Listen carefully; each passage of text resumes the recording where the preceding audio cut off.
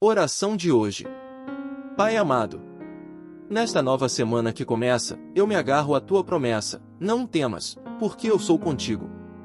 Mesmo que os desafios venham, eu sei que não estou sozinho, pois tu és o meu Deus fiel e presente.